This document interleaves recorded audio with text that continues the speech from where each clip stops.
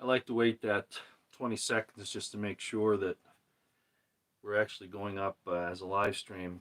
I usually try to check the counter there to see if anybody's jumped on, and they haven't yet. But oh, there we go. Hopkinson, how you doing? Thank you for letting me know that I'm up and running. And I know Saturday or Sunday afternoon is probably not the best time for everybody, but it's storming here, and I don't feel like going anywhere or doing much. And I've been looking at some things that I think you might find interesting. I'm 5 by 5. Thank you very much. Welcome everyone as you come in. I appreciate you being here. This is going to be a spiritual and historical discussion. The historical part is inextricably woven into the spiritual side of things. So, to say that you wouldn't be interested because it's a spiritual discussion, you'd be missing an awful lot. Looks like Monty's whiteboard. Yeah, he and I have done these kinds of things for a long time. And if you notice what I have up here, it's some of the things he mentioned in his presentation last night. I'm not going to get into any real depth on what he discussed last night. I tried to contact him, and apparently I don't know what it is. I don't know if the phone numbers are bad. I don't know if I noticed on his stream yesterday, he said that Twitter had somehow throttled him or whatever, so I wasn't able to get information to him that I was going to do this and what it entails, because he did a very good job yesterday. I'm not going to go down the same road he did. I'm going to just do some correlations for you tonight, this afternoon, that I think you might find interesting. And I will explain something that he brought up, which was these words here. You'll probably recognize those from his presentation if you watched it last night. That's monograph. And I really am doing this. Hopefully they get this information to him, because I think if he realizes what these are, that what he was presenting will become even more obvious to him, if not to everyone else. So Monty, this is kind of just to let you know about these things here, and you'll see that as we go through this. Okay.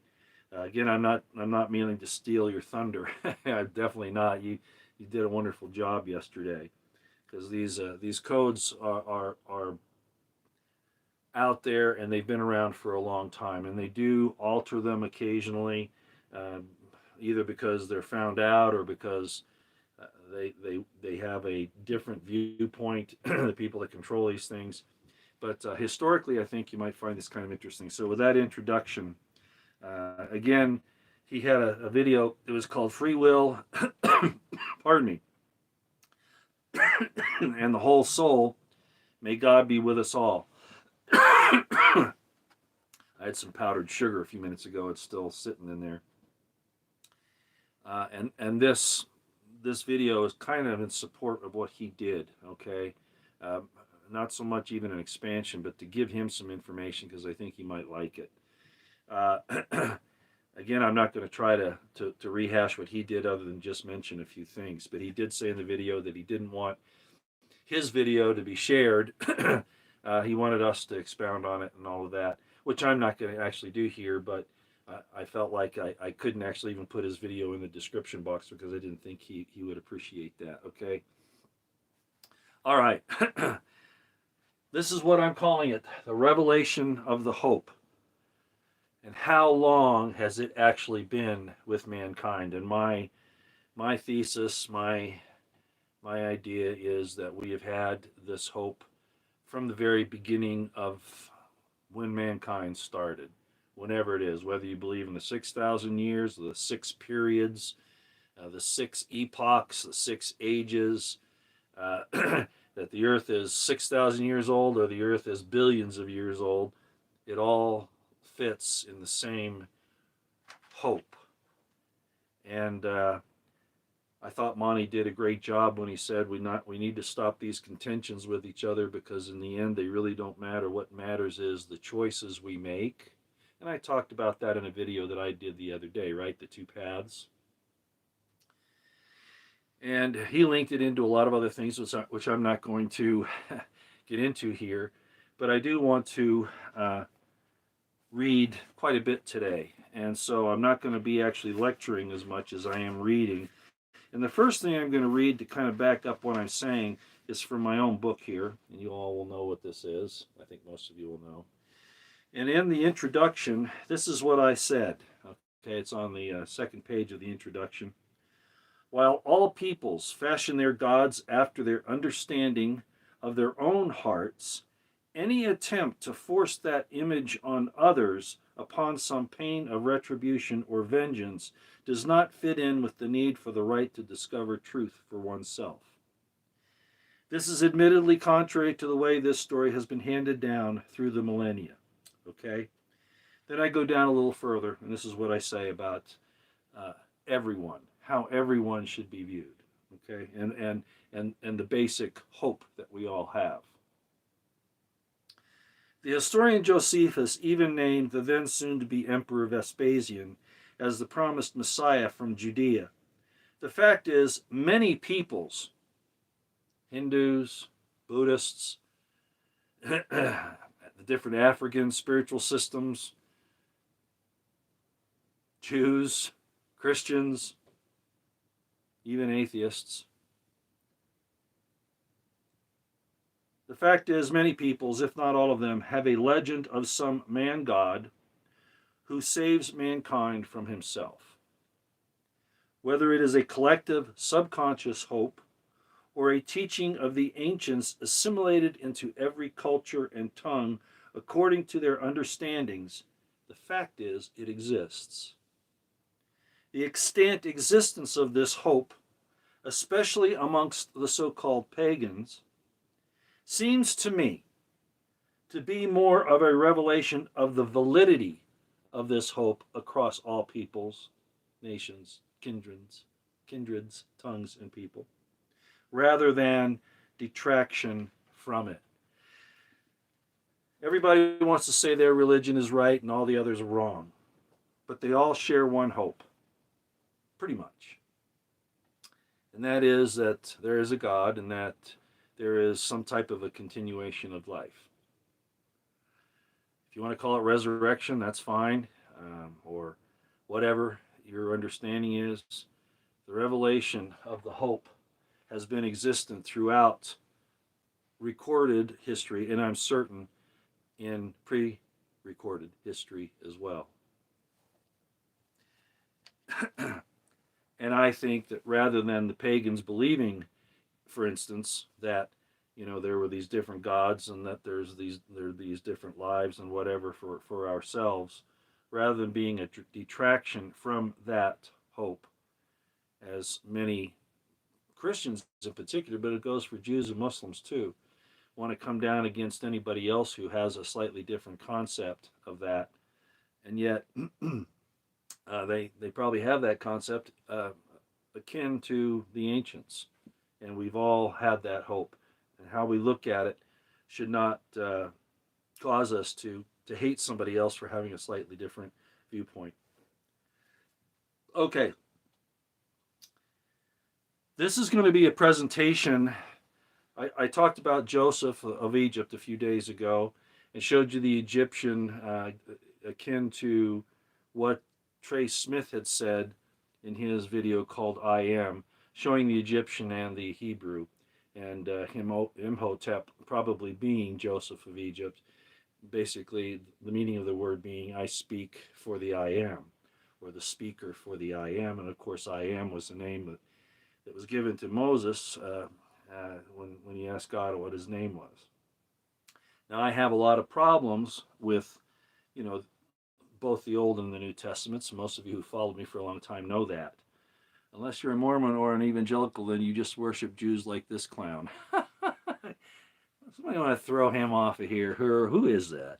I'm sorry, I shouldn't let that detract me. But this guy obviously is Spectatron. Okay, I'm not a Mormon, and I'm not a Jew, and I'm not going to put up with a bunch of nonsense. Spectralon. Dang it, I hate this when I can't get this to work. Oh well. That's the way it goes. So I'm going to have to deal with him later. anybody else wants to, if there's a mod here, you can throw Spectral on out. He obviously doesn't know, or she doesn't know what they're talking about. It's too bad I can't get rid of them. Oh, there we go. Finally. Let me see if I can get, I want to make sure I get the right one here.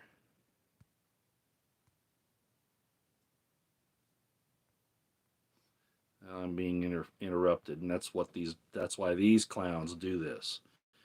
So you're going to go away. Bye. All right.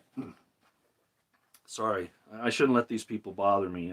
That's I just said, we shouldn't get into arguments with these people. But he or she is calling a pejorative even before I get a chance to talk what I'm talking about. So here we go.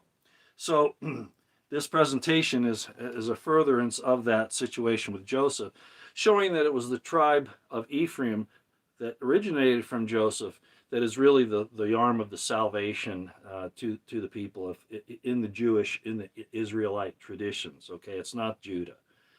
The Messiah of Judah is not the same thing as the Savior of the world, just isn't, or the Savior of men's souls, just isn't the same. Okay, Joseph, as I pointed out, he fed the people. He protected life.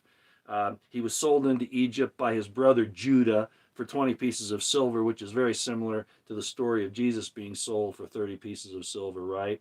Uh, Judah fathered 2 children through his daughter-in-law, and I talked about that, Pharez and Zerah, and supposedly Jesus is through the line of Pharez, and I'm saying that all of that is very suspect.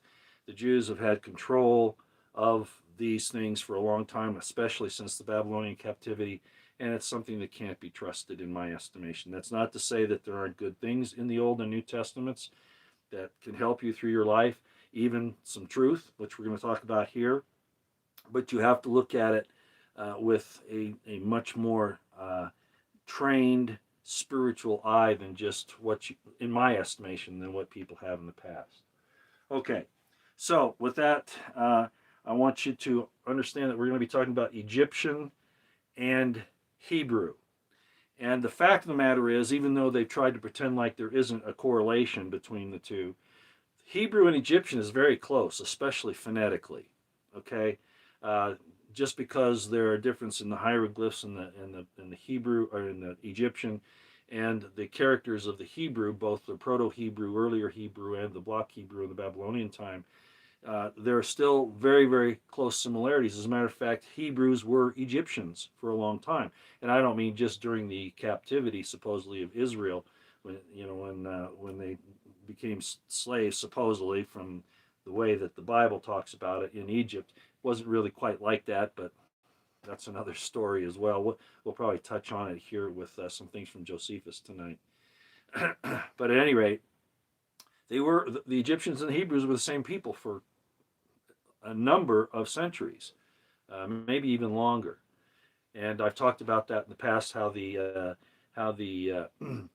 the rulers, the people, the Egyptians, quote unquote, of the kingdom up around the Nile, Upper Nile Valley, around the Delta. That would be called, believe it or not, that's the lower kingdom because it's further down from the source of the Nile. The other one is called the Upper Kingdom, and you'd think it'd be the other way around because of the way the map works, right?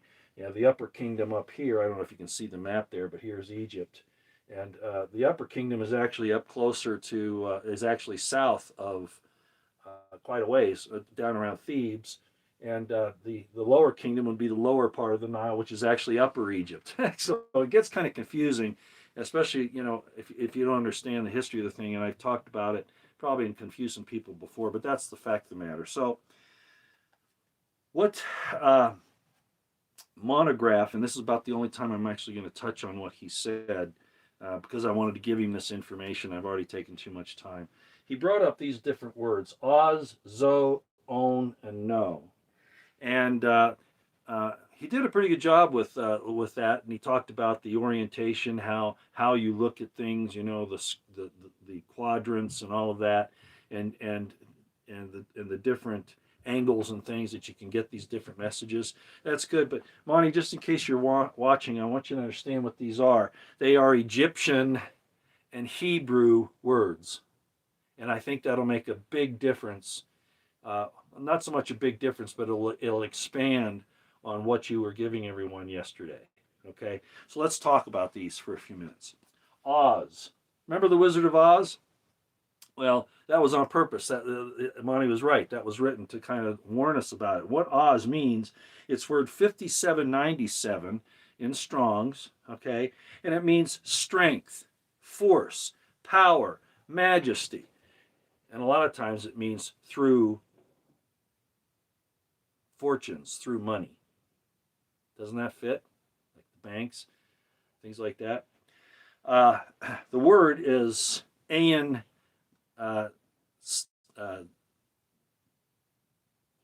Yeah, that's right. I was looking at the wrong one here. Uh-oh. Ayin and Zayin. Ayin is the eye. Zayin is the sword. So it's seeing the use of force, violence. Okay. Zo is the exact opposite of that. And its word 209, and you all can look this up, okay? I don't have these references up there. Again, Oz is number 5797 in Strong's. Zo is, there are three different words, but they're all pretty close. 2090, 2097, and 2098. This is all on the Hebrew side of the Strong's Concordance. And the word is Zo, or Zu. Monty almost got that right. And all it means is this or that. So it's kind of a pointer. Okay, this or that. On, you've heard me talk about it before. On is the city of the sun. And he was talking about the sun yesterday, right? Being the eye of God, etc., etc. Yeah. On is the city of the sun.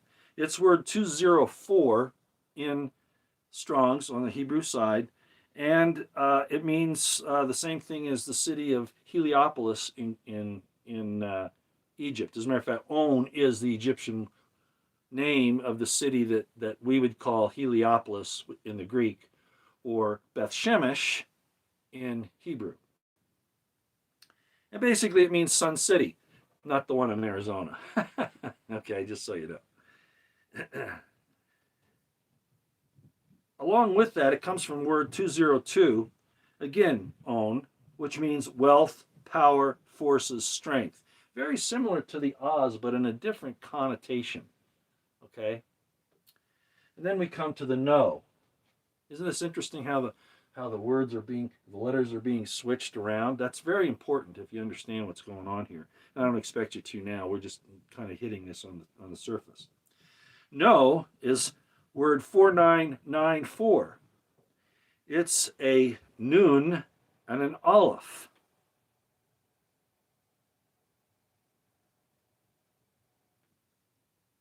And it's very close to word 4996. And it means pray, or I pray. That doesn't necessarily mean somebody that's saying that is a good person. I pray that the world dies tomorrow. That's not what we want to hear, right? So it's not necessarily a good prayer. So those are really what those words are that he decoded, that he found. In my estimation, they are Hebrew Egyptian origin, and knowing the subject matter that he was talking about, that would fit.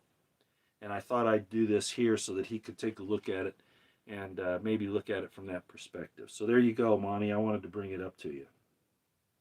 I might also add that the capital of the Upper Kingdom, okay, that's, again, the one closer to the source of the Nile, right? So it's actually in the south part of Egypt, was called No as well. And it's actually Thebes, okay? It's actually Thebes. Okay.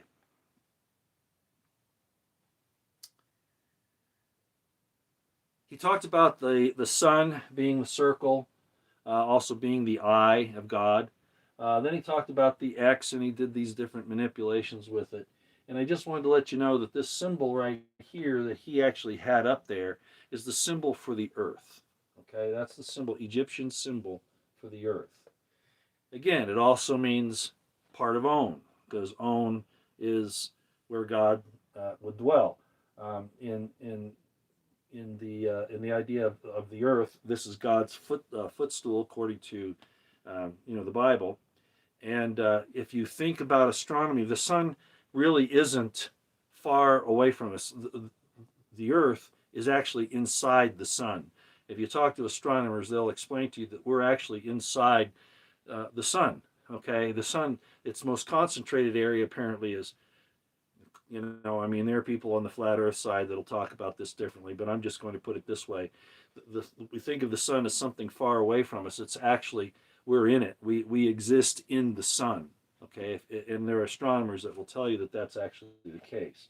So this actually means God's place on earth. The Egyptian symbol for the city of On is this little symbol right here, and this is a vav, or a nail, and this is like a vase or some type of vessel. And so, of course, the earth is the vessel, and God's place is fastened to it. So it's God's place fastened to the earth. And there we are there again. I, sun, X meaning location. You've heard that, X marks the spot type of thing. It's almost like kind of a deal. So that's the symbol for earth, and that's the symbol for On, the city of the sun on the earth. Okay. One other thing about this concept of earth and the sun is that, and Monty said it last night, he brought up the thing about the one. And this thing here exemplifies the idea of we are under the governing power of the one. This is Egyptian. In Joseph of Egypt's time and before, and after even. The story in Exodus really isn't the way it happened. And I know Christians and Jews will be pulling their hair out of that, but we're going to read some stuff tonight. When you look at it historically, there are some difficulties with it. And again, I talked about Dr. Adler's book the other day, The Origins of Judaism, which I hope you all are planning on getting and reading. Okay, I want to read from Josephus to begin with here. So here we go. This is going to freak some people out. I got to warn you about Josephus, okay?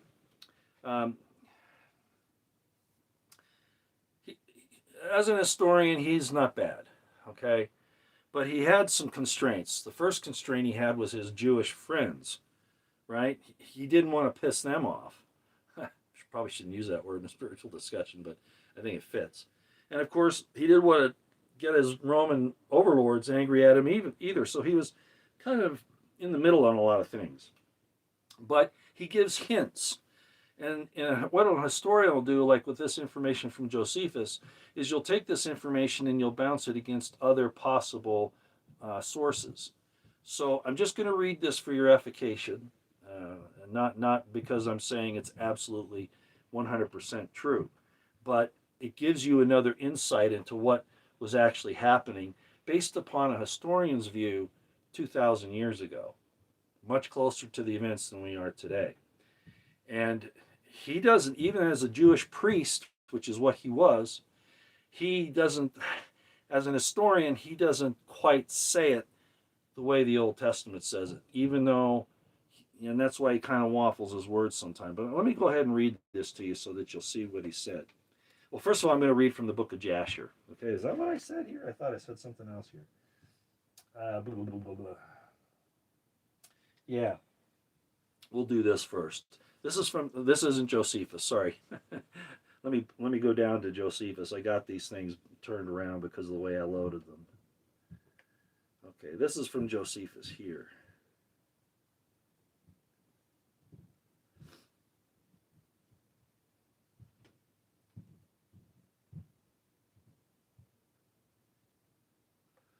We're going to go to Antiquities of the Jews, Book 3, Chapter 4.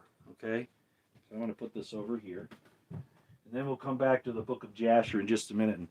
And it'll be interesting when we read that because Jesse is BP Earthwatch is very familiar with the book of Jasher, and this might actually alarm him a little bit. Okay. Book 3, and we're going to read chapter 4. It's a little long, but I think you need to hear this. This is what Josephus said about Jethro. You remember the story of Jethro. He was supposed to be the Midianite priest who gave his daughter Zipporah to Moses to marry, right? That Jethro. And there's a lot about Jethro that you think you know that you really don't know. What you're taught from the pulpit isn't always the case. So this is what it says. The summary says how Reuel, that's Jethro's other name, we're going to break that down as to what it means, suggested to Moses to set his people in order under their rulers of thousands and rulers of hundreds who lived without order before, and how Moses complied in all these things with his father-in-law's advice. So if you read if you've got a Josephus, okay, you'll want to go to the Jewish Antiquities.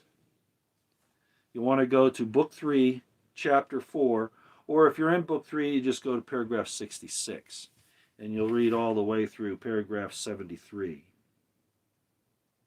Okay? And it's interesting. Why did Moses give Jethro Reuel? He was also called Hobab. We'll talk about that in a minute. Why did he give him so much credence? Well, I thought the Midianites were kind of like, the bad guys.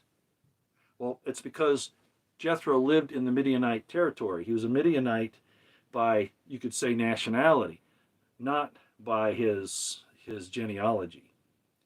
Very similar to what I've said about Jesus not being a Jew, but he lived in Judea, so he was considered a Jew by nationality. You're an American, maybe. I have a lot of people watching this. You might be an American, but you might be a Catholic, right? Or you might be of Irish descent. See what I'm saying? Okay, so that's how we should identify him. So that's the first thing I wanted to read, was that he has another name called Reuel, and it's in the Bible, actually. Okay, we got that, and we're going to come back to Josephus again on some things in a minute. But now I want to read Jasher, because we've introduced Jethro. Who in the world is Jethro? Who is this Reuel? And he had another name, Hobab, and we're going to break that down, all three of these names, into what they actually mean. I'm going to say something here that's going to really, really bother some people, but that's okay. I do it all the time. There are two Lamechs in the Bible, and people confuse them all the time. There's the Lamech earlier in Genesis, like Genesis 4 or 5, somewhere in there, who is attributed to have killed Cain, and that he's lamenting to his wife, saying, well, if Cain was cursed 7 times, whoever kills Lamech will be cursed 70 times 7, right? That one. But then you have the Lamech, who was a patriarch in the line of Adam. And people confuse those all the time. Well, in history, the same thing has happened. Okay, with the name Jethro, Reuel, it's even been pronounced Duel. I mean, the scribes, sometimes couldn't read their own handwriting. I know what that's like, I think. So I'm going to read you something out of the book of Jasher. I hope you're on here, Jesse, and you're going to listen to this because you're very familiar with Jasher, and I think this will be kind of interesting to you. Okay. This is the book of Jasher, chapter 67, verses 38 to 41. 38. Surely Pharaoh, the former, thy father's father, raised Joseph, the son of Jacob, above all the princes of the land of Egypt, when he saw his wisdom, for through his wisdom he rescued all the inhabitants of the land from the famine. Saved people, a savior, not like Judah, who was selling his own brother into slavery. After which he ordered Jacob and his children to come down to Egypt in order that through their virtue the land of Egypt and the land of Goshen might be delivered from the famine.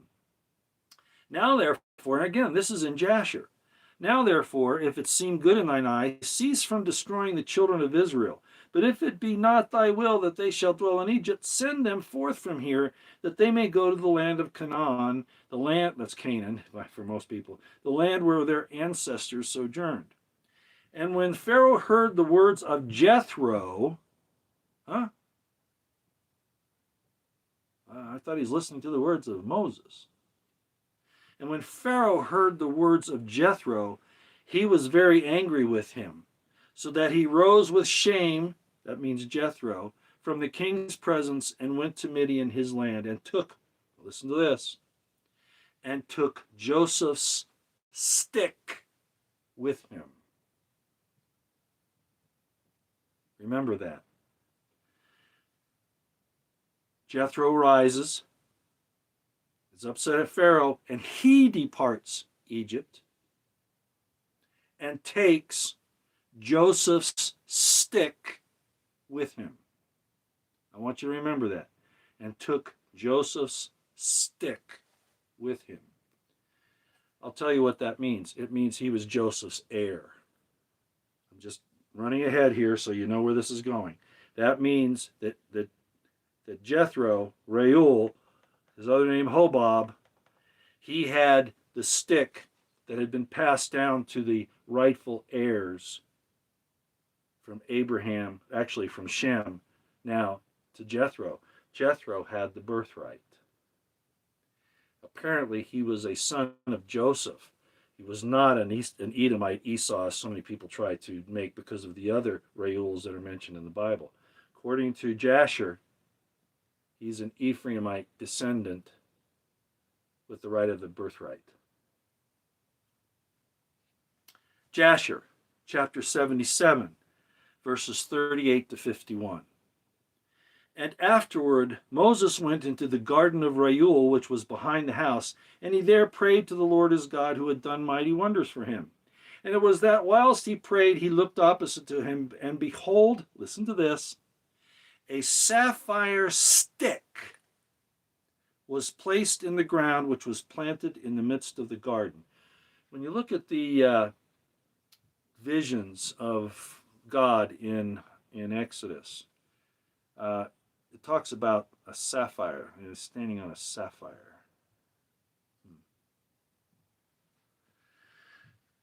And he approached the stick, and he looked, and behold, the name of the Lord God of hosts was engraved thereon, written and developed upon the stick. Are you paying attention here? And he read it and stretched forth his hand, and he plucked it like a forest tree from the thicket, the burning bush, and the stick was in his hand. The stick are writings showing the birthright line and all that had happened to the family and all that they were required to do. And this is the stick with which all the works of our God were performed, after he had created heaven and earth and all the hosts of them, seas, rivers, and all their fishes. Are you paying attention? And when God had driven Adam from the Garden of Eden, he took the stick in his hand and went and tilled the ground from which he was taken. So Adam had that stick from God originally. And the stick came down to Noah and was given to Shem and his descendants, until it came into the hand of Abraham the Hebrew. And when Abraham had given all he had to his son Isaac, he also gave to him his stick. And when Jacob had fled to Padan Aram, he took it into his hand, and when he returned to his father, he had not left it behind him. And when he went down to Egypt, he took it into his hand and gave it to Joseph, one portion above his brethren. For Jacob had taken it by force from his brother Esau. Do you remember that? Tale about the porridge and Esau selling his birthright for what? That's what the stick is. It's the show of the birthright. Verse 48, and after the death of Joseph, the nobles of Egypt came into the house of Joseph, and the stick came into the hand of Reuel the Midianite. And he's not a Midian per se. That's his area. That's where he's living. And he went out of Egypt. He took it in his hand and planted it in the garden. And all the mighty men of the Kenites tried to pluck it when they endeavored to get Zipporah his daughter, but they were unsuccessful. So that stick remained planted in the garden of Reuel. Again, Reuel is Jethro, until he came who had the right to take it. And when Reuel saw the stick in the hand of Moses, he wondered at it, and he gave him his daughter Zipporah for a wife. Isn't that crazy? So who was, and what do we mean by the God of the land? You've heard me talk about it before. The gods are attached to the land. That's how they are identified. Those of you who have never heard me say that before, you can go back and look at some of my other presentations, especially in the last 5 or 6, I think, and you'll see where I talked about that. You have Deuteronomy 32, Psalms 82, and some others showing this breakdown of the different gods. And I'm not going to get into that tonight, but it kind of has a little bit to do with this business up here. Okay, let's keep going. And I know some of this is fast, but I just want you to hear it, and then you can percolate through it later if you like. As I just said, the stick proves that Jethro, who also has the name of Hobab and Reuel, is Joseph's birthright son through Ephraim. Ezekiel 37:15 talks about the 2 sticks, the one of Joseph and the one of Judah. Again, you can go look it up. 2 sticks, one of Joseph, one of Judah. Ezekiel 37:15, and this stick proves that Jethro is the birthright holder of the line of Joseph. He's not an Edomite, as some people have tried to make him out to be. Jethro. All right. Interesting, the burning bush idea. We just read this about Moses in the thicket with the stick, right? The name of Joseph in Egyptian. I showed you that in Egyptian hieroglyphics the other day. It has to do with a fruitful bough, right? A bough, a twig, a branch, and how that theme carries through with certain people in the scriptures. And the scriptures have obviously been misinterpreted or altered, obviously. Now, could Josephus and Jasher be wrong? I'll leave that up to you. But there are problems here that you need to be aware of, and why I say that the real salvation line is through Joseph, through Ephraim, not through Judah. Reuel, and I can't write these up here. I'm very sorry. I don't have any more room. Reuel is word 7467 in Strong's, and it's written Resh Ayin Vav Aleph Lamed. That last 2 letters there, Aleph Lamed, L, that means he's taken God's name upon him. Again, it's 7467, and it means, what was Abraham called? The friend of God? Well, guess what? This name for Jethro, Reuel, means friend of God. Mind and eyes to God. When you break it down by Notarikon. Notarikon is using the letters to help you interpret the word, because each letter has its own meaning, and I've talked about that before. It's one of the Kabbalistic techniques. I don't do too much of the medieval Kabbalism, if any at all, but these earlier forms I do. Okay, the other name, Hobab, that he's called. And people argue, no, Hobab's, the son of this other guy, and, it's not Jethro. Well, you can argue with Jasher, and you can argue with Josephus on that, okay? But Hobab is word 2246. And there's an Egyptian equivalent to this word. It means hidden. Hidden. Why? Well, hasn't, until now that I'm telling you this, hasn't it been hidden that Jethro You didn't know that Jethro was the birthright son of Ephraim, who had the right of the birthright, and who helped Moses, who had the stick in the thicket in the garden. Uh-oh. Why wasn't this told to us? Hobab, word 2246. It's chet, bait. And it means cherished and to hide. Why do you hide something that you cherish? So it doesn't get stolen, so it doesn't get debased, so it doesn't get cursed out. I've explained that a lot about, the male and female relationship, or the male and female attributes of God. Why we don't hear much about the female side, because God's protecting his female counterpart. She's hidden.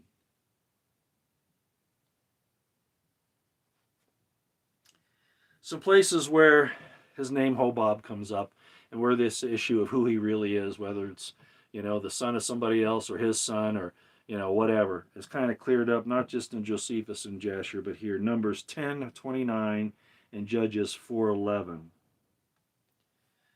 Jethro, of course, is called the priest of Midian, right? The priest. What kind of a priest? Well, he's dictating things to Moses. I thought God was dictating things to Moses. Ezekiel 18:1. Jethro, in Hebrew, is word 3503 in Strong's Concordance. It's spelled Yod, Tav, Resh, Vav. Guess what it means? His excellence, your excellency. Are you getting the idea of this?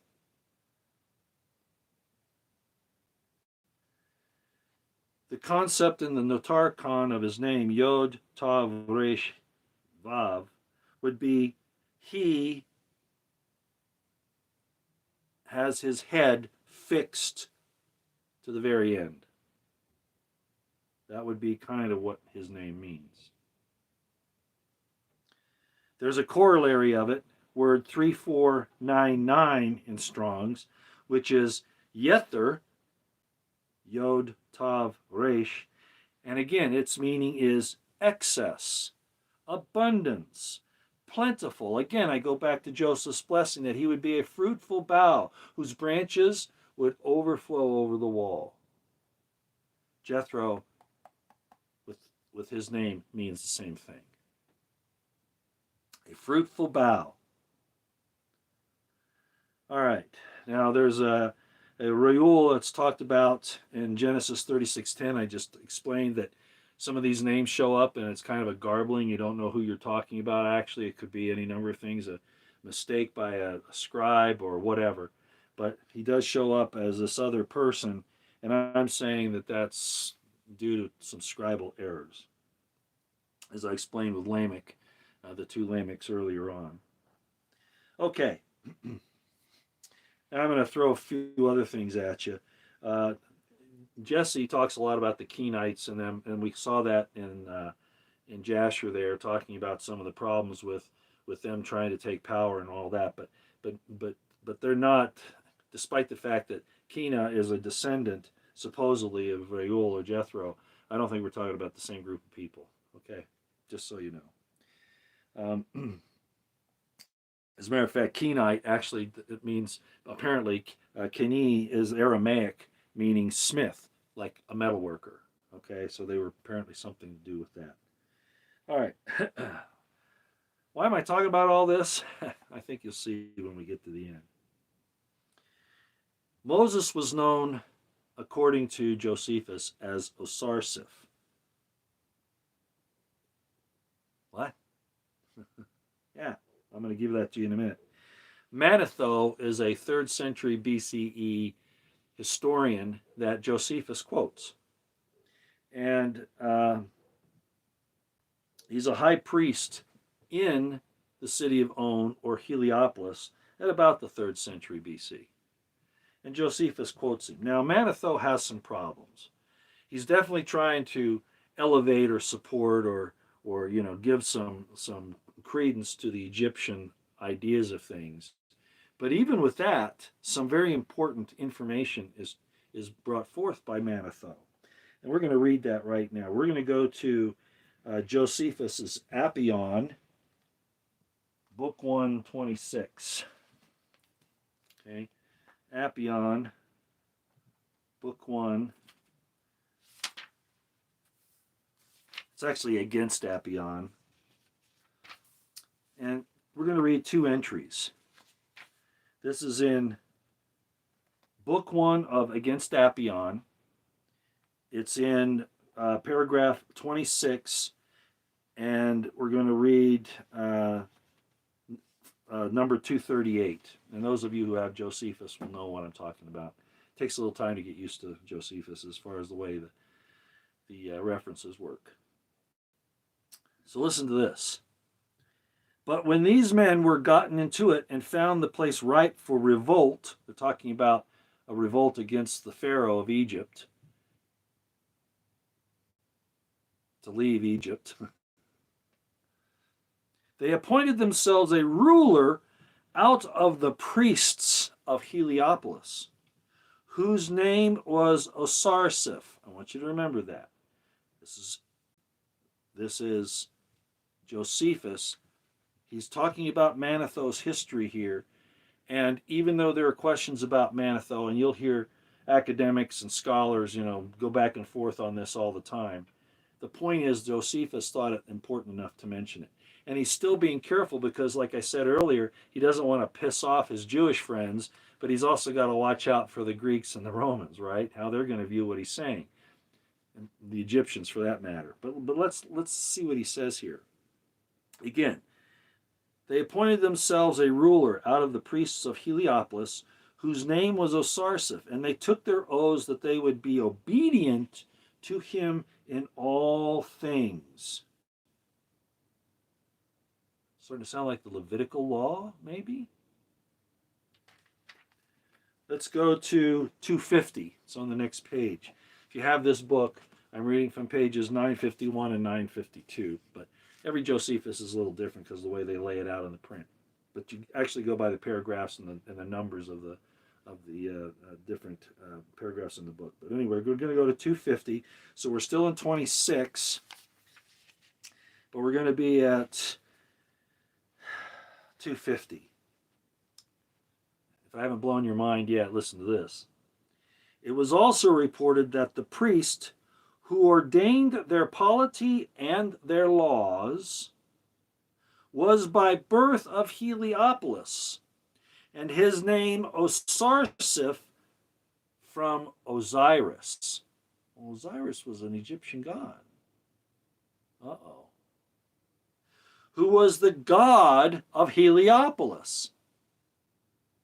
But that, when he was gone over to these people, his name was changed, and he was called Moses. Ladies and gentlemen, we've had an extant tradition, Jewish, Israelite if you want, Christian, even Islam, for a long time, that the actual circumstances are at issue. Certainly the official, traditional issues have problems. We're getting this from historians over 2,000 years ago, closer to the events. And I think Jonathan Adler's book, The Origins of Judaism, and my book, The Crimson Thread, my research, Dr. Eisenman's research, all of these things are bearing out as having more authenticity, more correctness than the extant traditional stories, fairy tales, fables that we've been given for over 2 millennia. You ever taught this stuff in church? Will a priest or a prophet or a minister or a pope or a rabbi present you with this information so that you can kind of discover it on your own, or do they want you to accept their version without any question?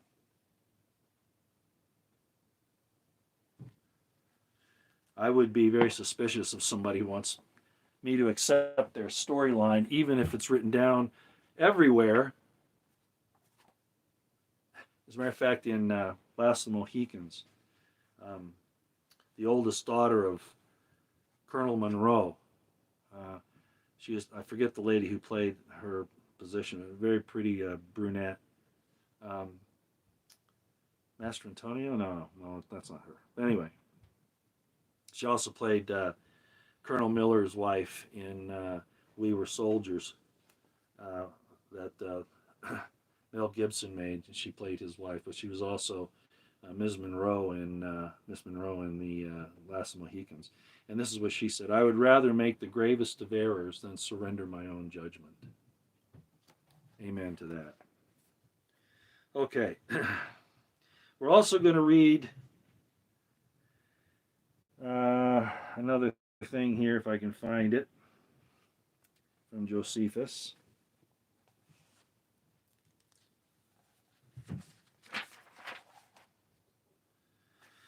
Yes. We're going to go to Antiquities, Book 4.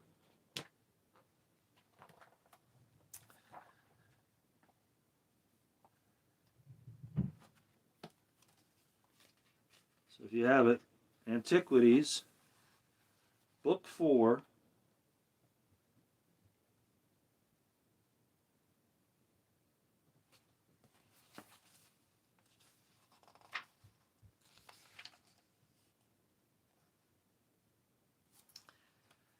(17). I think you'll find this interesting. It's a little outside of the subject matter that we're talking about tonight, but I want to read it to you anyway. So this is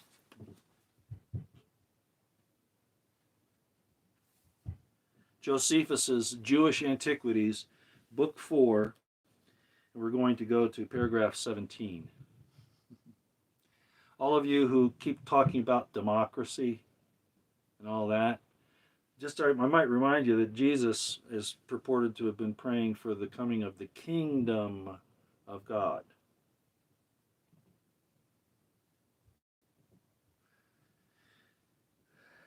Well, this is Josephus giving a history of the Jews.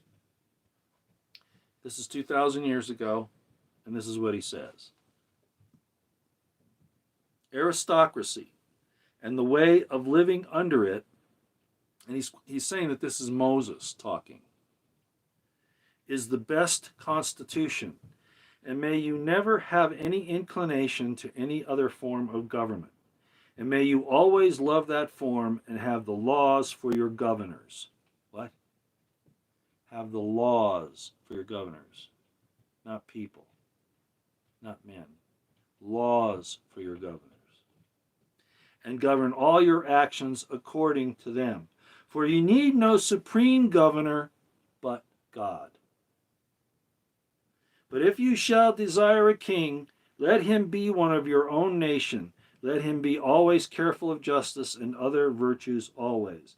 Let him submit to the laws and esteem God's commands to be his highest wisdom. But let him do nothing without the high priest and the votes of the senators. Let him not have a great number of wives, nor pursue abundance of riches, nor a multitude of horses, whereby he may grow too proud to submit to the laws. Let me read that one part again. Aristocracy and the way of living under it is the best constitution, and may you never have any inclination to any other form of government, and may you always love that form. Uh-oh.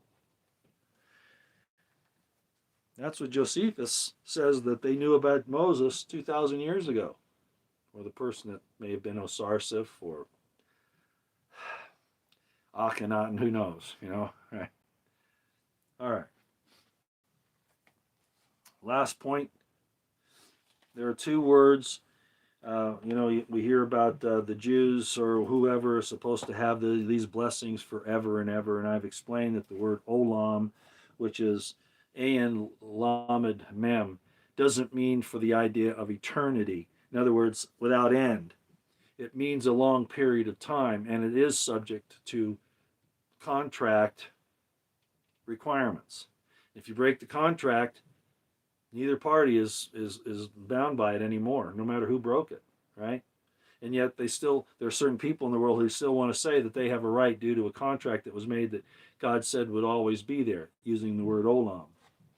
Well, guess what? It's the wrong word.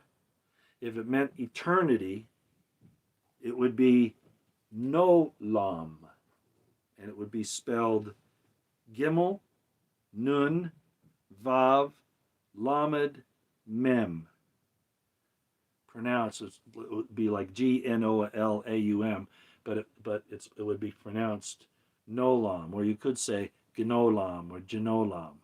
That means eternity, not Olam. So there's another indication that people are telling you something that isn't exactly right and twisting the Torah for their own benefit. Oh, it's our land from ancient times.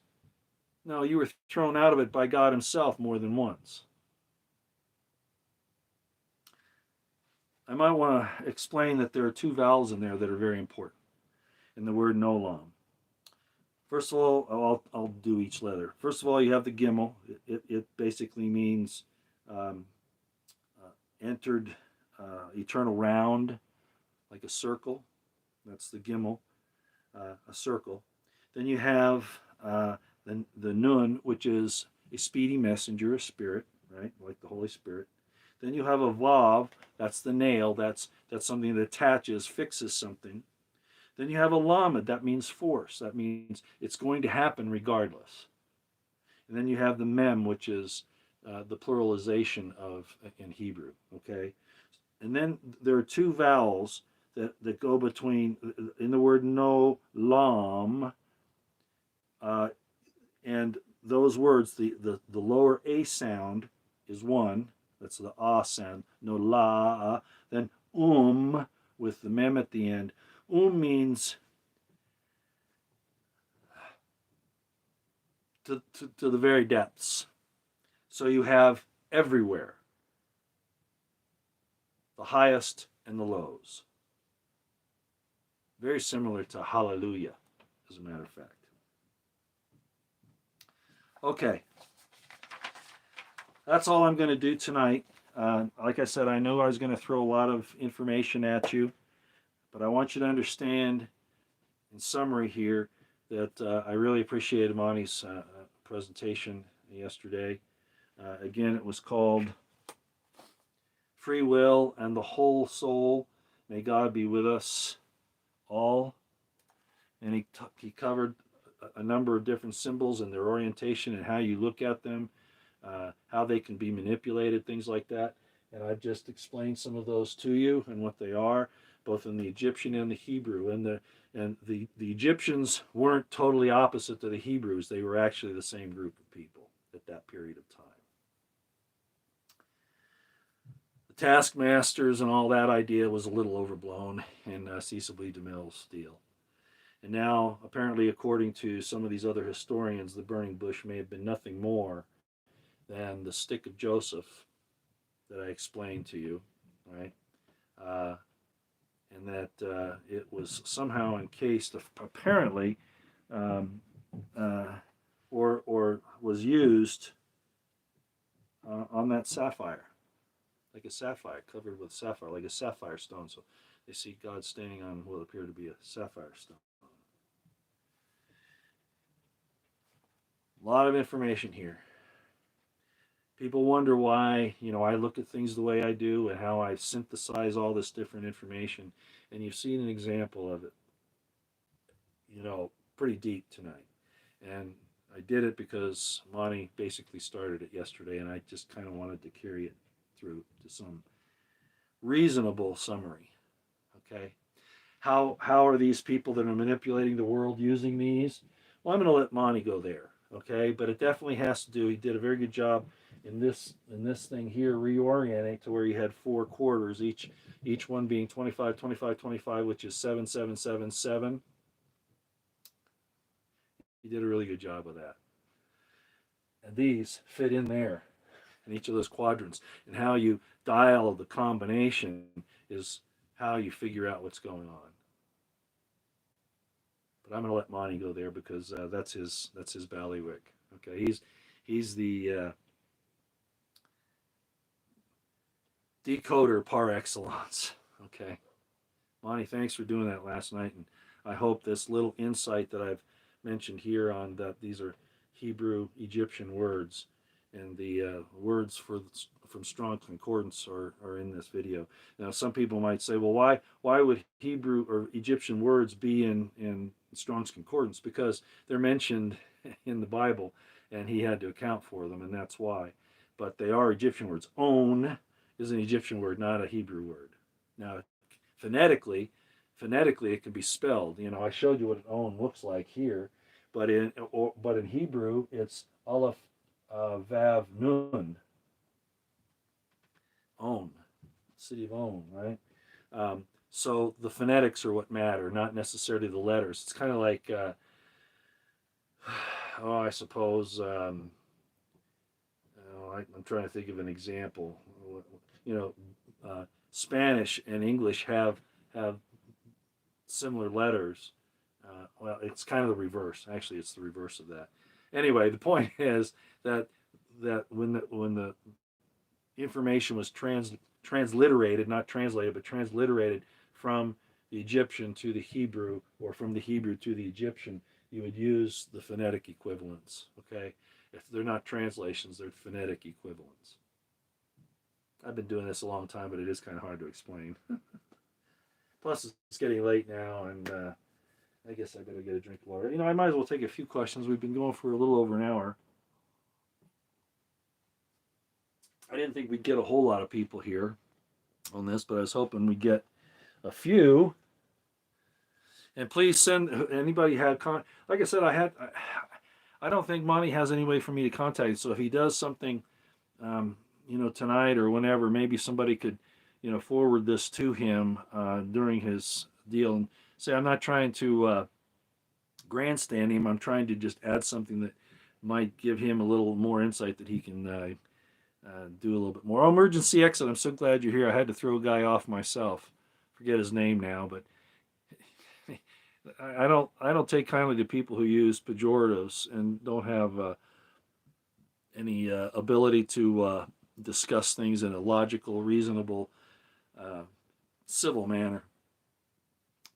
So emergency exit says, Roy always says, love God with your whole heart and love your neighbor as yourself. With all this, the deception, it's all you can do wise. Thank you, emergency exit. That's exactly right. And basically, that's exactly what Monty said last night, right? You have a choice. You have a choice to use things for evil or a choice to use them for good. A screwdriver can be used to screw in a screw to build something, or it can be used to take somebody's life. The scriptures are the same way. How we deal with things is the same situation. What we choose defines who we are. And that's how we get judged in the end, because we'll be looking in the mirror saying either, okay, I kind of made it. I made a few goofs, but wow, or I don't deserve it. I don't deserve the good stuff. I've been really bad. We're going to judge ourselves, and that's what happens. I think I've often said, from an old sage that I knew many, many years ago, he asked me. He says, "Roy, how do you think God knows who's supposed to be in heaven?" I was like, a Christian, or Jew or an Islam. Oh, you got to do this, you got to do that. A Jew's going to have to do this, and then a Christian do that. Well, these are all different things. Is that fair? And then he says to me, well, Roy, the way it really works is you show up. How does God know who goes to heaven? You show up. All right. Any other questions?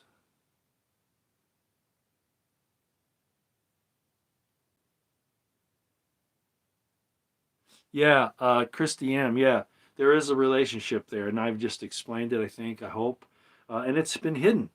It's not revealed very easily in the scriptures at all. And again, Who wrote those things? The Babylonian captivity is when those things were written by who? By Jews, by the Judahites, who didn't want to admit that Ephraim has the birthright. They kept wanting to say the kingship, the rulership, the sword, is taking the world by force. That's what the Jews say. I'm not saying all Jews feel that way. I'm saying that's the philosophy. That's what's presented. The Jewish Messiah, that he's going to destroy everybody that's opposing him. The birthright was to Ephraim, to Joseph, to Ephraim, and apparently ended up eventually in the hands of Jethro, Reuel, as I've explained. And what was that about? Life. Blossoming. And I don't mean making the desert blossom like the rose. You'll hear these guys over in the Middle East talk about that all the time. No, you've got to, how can you treat a dog better than you treat a person? And say it's justified because that person's a beast, lower than a dog. Jesus called, according to the New Testament, when a lady asks him, why can't he says to her, well, you don't give to the dogs. And the lady says, well, but the dogs will eat from the scraps of the master's table. And then Jesus says, okay, yeah, I'll bless you, but that turned dogs. What's going on here? That's how Jews look at Gentiles. Go ahead. That's how they look at them. And it says so in the Talmud. Jesus even quoted the oral at that point. Whether he did it because he believed it, I don't think that was the case. He did it as a point of lesson, if in fact he said that at all. As you know, I think that there's this character Jesus is a synthesis of James, of the Epistle of James in the New Testament, and of the Taheb, the Samaritan prophet. I think that's what's happened. The real guy who got crucified was the Samaritan prophet. His name was probably Joseph, okay? And he was crucified by Pilate. All the information's there, and he was talking about being the restorer. Revelation of the hope, the restorer.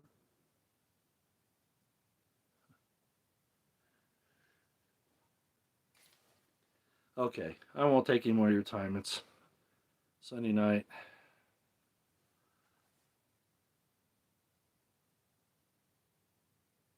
I did emergency exit. Emergency exit saying, did you cover Malachi 4:2 as it relates to Monty's presentation?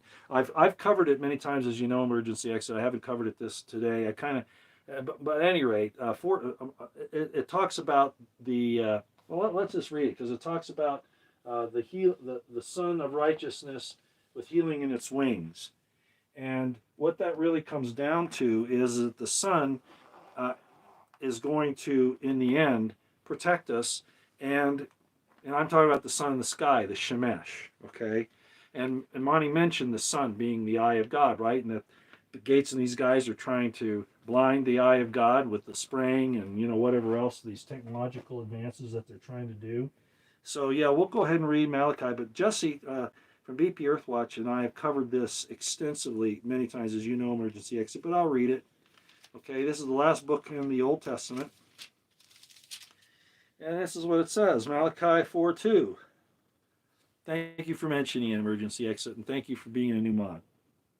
For behold, the day cometh that shall burn as an oven, and all the proud, yea, and all that do wickedly shall be stubble, and the day that cometh shall burn them up, saith the Lord of hosts, that it shall leave them neither root nor branch. In other words, they won't have ancestors anymore or progeny. They will be thrown into outer darkness.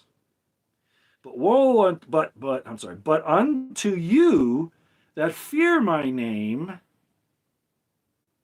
fear means revere, awe, not fear in the sense that you're scared, but those of you who are in awe of me and of what I am and my promises to Abraham and to however you look at those characters, going through not Judahites, but Joseph and Ephraimites and even Jethro, who instructed Moses and had the stick of Joseph, which was covered in sapphire in a thicket. Whoa. and showed who had the birthright. And for a short time it was given to Moses, but then it ended up going to Joshua. And then all down through the Ephraimite line there, but that's another story. Let me finish reading this. But unto you that fear my name have offered me, shall the Son, Shemesh, not the Son of God, so the Son of righteousness arise from with healing in his wings, and ye shall go forth and grow up as calves of the stall. And ye shall tread down the wicked, for they shall be ashes under the soles of your feet in the day that I shall do this, saith the Lord of hosts. The Udites want to take that and say that all of you are going to be destroyed, because they're trying to say that they're the only ones left in Israel, conveniently forgetting about the scattering of Israel throughout the world. And Christians are a form of the Israelites, they are, as long as they don't preach that nonsense like CRT, DEI, or hellfire and damnation to anybody who doesn't believe the way they do, as I have extensively explained over a long period of time now.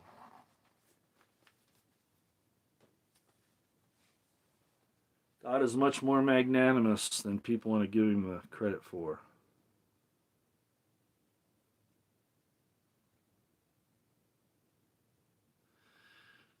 Ryan DYC, the mere fact that you're asking if you're, basically, let me read this. Roy, I was thinking about loving God with all your heart and to love your neighbor as yourself. What does that mean deeper? I struggle with a lot of feeling I'm not doing it enough. The fact that you even asked that question shows that you're on the right track. We're not perfect. We just do the best we can, okay? According to our understanding, all right? And everybody is at a different level, just like first grade through 12, right? In first grade, you're lucky if you can do basic arithmetic, right? Adding and subtraction. You're not expected to do calculus that you might be taking in junior or senior year in high school, you see? So it's everybody where they are. It's that you're trying, you're still working at it, okay? The fact that you asked that question shows that you're doing the right thing.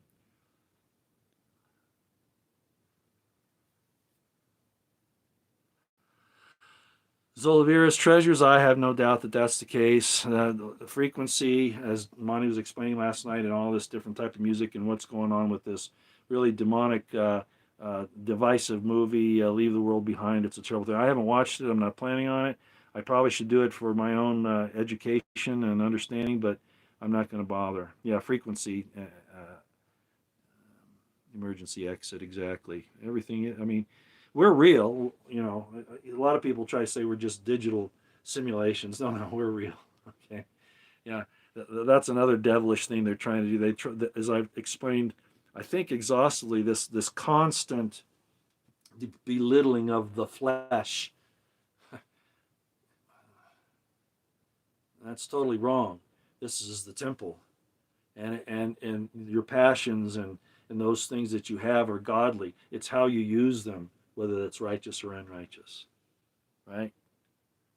All right. All righty. I better go. You all have a nice Sunday night. I hope this was interesting. Look back over the last few videos that I've done where I've talked about these different Egyptian things, and I haven't spelled out much here. You'll notice that down here at the bottom I still have that information from the past where I was talking about the bow, the fruitful bow of Joseph, and that's in the Egyptian to show that he was there. He is the Imhotep that Trey Smith talked about, which means I speak for the I am. It's a twig, bough, branch, root, and stem of Jesse. They talk about that, but that's kind of stealing from the Ephraimite promise. And I do make a mention that you really don't have a need to reconcile this distinction between Judah and Joseph. You really don't have to do that. There are people that are trying to make you do that. I'm making you aware of it, but just remember the two great commandments. That's the most important thing. And then if you start looking at this and you start understanding that somebody has usurped the story of salvation and tried to apply it to a king of violence, you'll know that something's wrong. The real issue is the king of salvation, the line that fed the world when it was under famine, the line that brought its family back together, the line that helped its family to escape the difficulties amongst their brothers, which is what the Egyptians were. in the kingdom up on the Nile Delta area. I'll have to do it that way so I don't confuse you.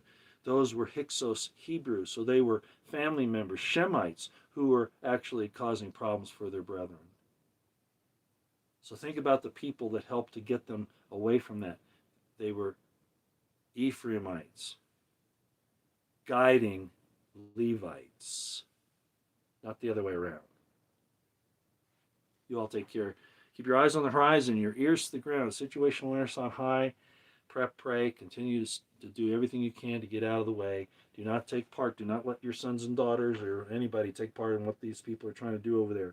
Because eventually, as I've explained many, many times, the real end target is Western European, white Western European Christians and Americans. Nothing against other Americans of different races and creeds and all that. It's just that that's their stated goal. That's all I'm saying. Okay? I'm just saying that's their stated goal. Who am I talking about? Yeah, the Zionists. Yeah. In the Talmud. And I might add the other thing. Monty did say, not all Masons are bad. They've been the fall guy to try to cover for the horrible things that the early Christian church did to people, like the Inquisition and things like that. The Masons took a bad fall. Not all Masons are bad. They aren't. And I've said that for a long time. Talked about the problem in the Revolutionary War between the York Rite and the Scottish Rite Masons. Perfect example. A lot of things that the Masons talk about are very important. It doesn't necessarily mean they're evil. Just because you don't understand it, or because they might keep certain secrets amongst themselves. Even Jesus, those Christians that are out there, remember, he said, don't tell anybody that I'm the Messiah. Don't tell them that. Don't tell them that.